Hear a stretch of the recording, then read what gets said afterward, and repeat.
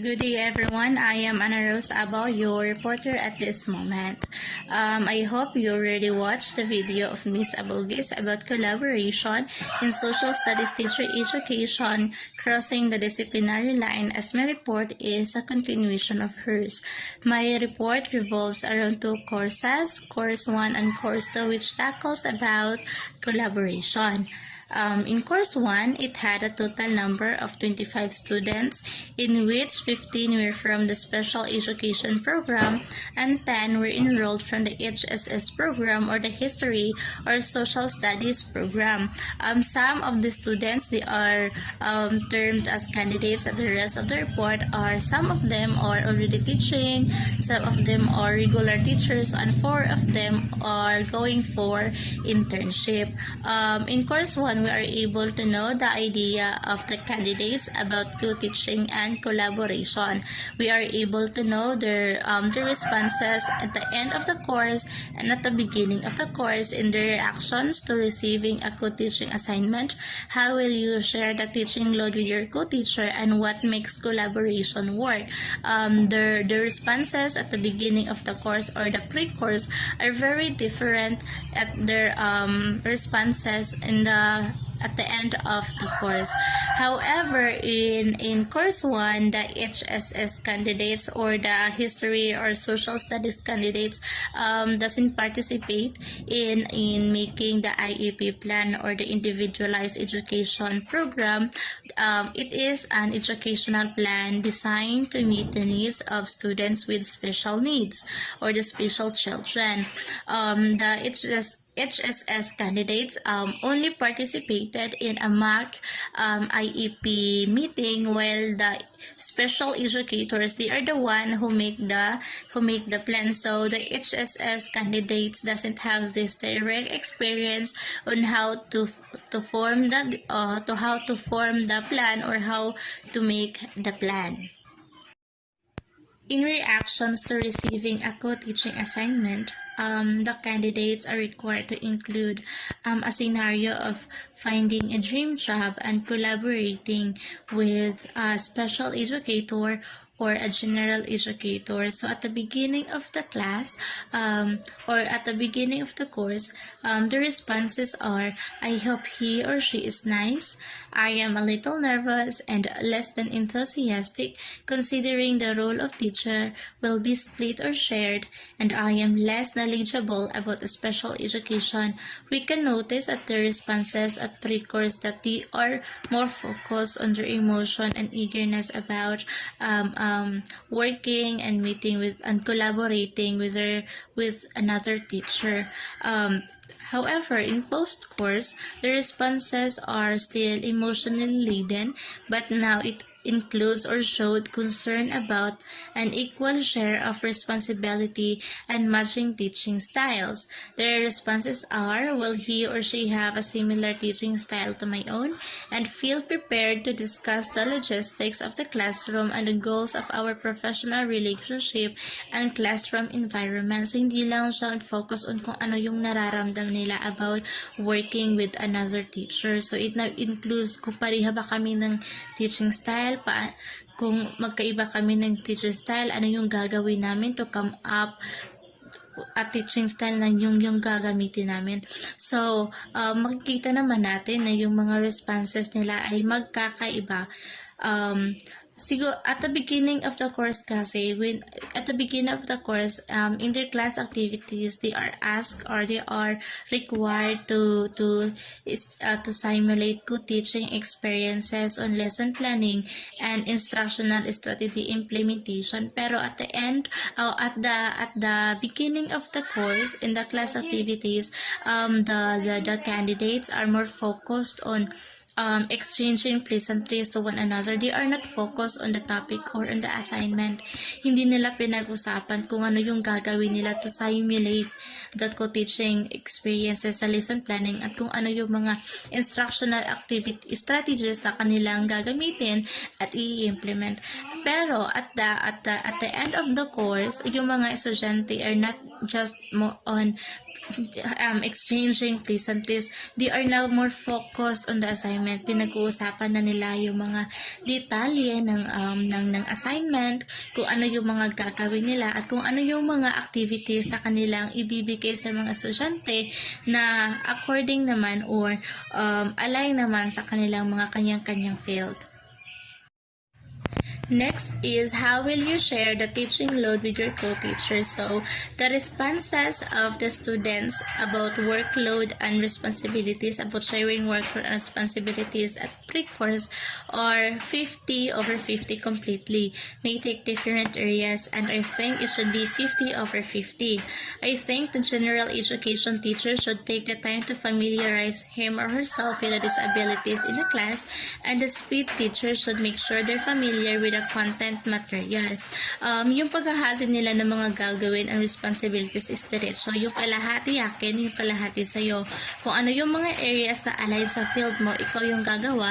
At kung ano yung mga areas na align naman sa field ko is ako yung gagawa. So wala talaga nangyayari na sharing of information, of sharing of ideas sa ganito na paghahati yung 50/50. But in post-course responses, the candidates responded, planning lessons, especially activities together, sharing time to catch up with students, and planning together, not just making adjustments to the content plans. So, the candidates are now aware that good teaching required negotiation, planning, and adaptation. Magkaiba kayo ng field eh. Magkaiba yung nalalaman ninyo. That's why if you plan together, when you share ideas together, when you exchange information together, you are able to come up lessons and activities that is appropriate, or you are able to talk about or agree what are the lessons, what are the activities you are going to give to your students. Also at the end of the class or the final observation of this course, the candidates now are addressing to the attending to the details of what are the ways to effective good teaching. They are ensuring that they allocate sufficient time to activities, and what are the ways or effective ways to enact collaboration in the class. If you give kasi, kailangan sufficient time talaga yung ibinibigay sa isang activity. Kasi kung maliit lang yung time na ibinibigay sa isang activity, more likely walang collaboration na mangyayari kasi kung maliit lang yung time, maghahati-hati na yan eh. Para mapadali tayo, hati-hatiin natin to. Ikaw yung gagawa niyan, ako gagawa, tapos siya yung gagawa nito para mas mapadali tayo. But if sufficient time yung ibinibigay, mas mapag-iisipan nila, mas makakapag-share sila ng idea kung ano yung mas nararapat gawin. Hindi lang nila hahati-hatiin yung idea, yung gagawin, but also they will also share ideas on what really needs to be done. Last in course 1 is what makes collaboration work.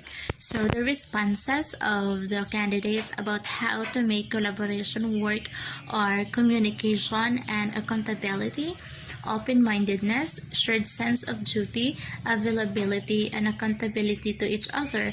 And ultimately, I think a conversation needs to take place between the two parties to lay out what each other's rules will be. So, ang ating, we can notice that communication, they said that communication, in order for collaboration to work, there must be communication. You have to communicate to one another what would be your rules, kung ano yung inyong mga responsibilidad. And in post-course responses, there's still communication, but also open and honest, trust and respect, and value what they have to say, and try to empathize, diba? In post-course, the candidates already recognize the value of communication and building trust and respect to one another. Kasi nga, you came from different cultural backgrounds. You came, magkaiba kayo ng pinanggalingan, magkaiba kayo ng paniniwala. So, magkaiba kayo ng gagawin. That's why you have to communicate so that your differences, so yung magkakaiba is, mahanapan nyo naman ng pagkakapareho, yung pagkakaiba, or kung ano yung dapat ninyong gawin so that to bridge that differences. And also, communication is really important. Kasi when there's misunderstanding, kung may misunderstanding man na mag-i-emerge or there's confusion, you have to be respectful and you have to be remain patient to one another. So, for collaboration to work, there must be communication to one another. There must be an effective communication, and you should also have trust and respect to one another. Let us now move on in Course 2. In Course 2, it included 20 students, in which 12 are HSS students or History or Social Studies students, and 8 are Special Education students. In Course 2, all candidates participated fully in the development, writing, and presentation of the IEP, which is very different sa Course 1. Kasi in Course 1, di ba, the HSS candidates are only participating in a mock IEP meeting, but now you are now part or participating in development, writing, and presentation of the IEP itself. This allowed the HSS candidate to experience this critical process while engaging special educators as true experts in teaching and learning students with disabilities. Kasi diba, ang paggawa ng IEP plan ay hindi naman talaga gawain o trabaho ng mga history or social studies students, kasi trabaho yan ng mga special educators. But now, kahit na hindi sila mga special educators, ay naka-experience sila kung paano gawin, i-develop at i-present ang isang IEP plan. To make the candidates practice and experience collaboration in a more authentic ways, and also to evaluate the skills they have learned, they are required to make a self-group collaboration evaluation instruments so that they can monitor their learning and also and also the activities that is related to collaborative process. Aside from that, there are also school counselor candidates that are invited to observe, to evaluate, and to provide feedback to them while they are practicing their specific collaboration skills such as active listening and brainstorming. So, sa evaluation, sa kanilang sariling evaluation or sa kanilang group evaluation, at also sa feedback na ibinigay ng mga counselors, they are able to compare kung ano at malaman kung ano pa ang kailangan nilang gawin to improve their collaboration skills, kung ano pa ang gawin para mas kanilang mapalawig ang kanilang kaalaman sa evaluations through comparing their own evaluation and also the feedback given by the counselors that are invited to observe, evaluate, and to give feedback to them. This is pre-course map. We also have post-course map. These maps are the representation of the changes in the complexity and comprehensive understanding of the students or the candidates about collaboration. I didn't remake the map because there are words that I don't clearly understand or it is not clearly written for me to read. That is why I just took a screenshot and paste it here.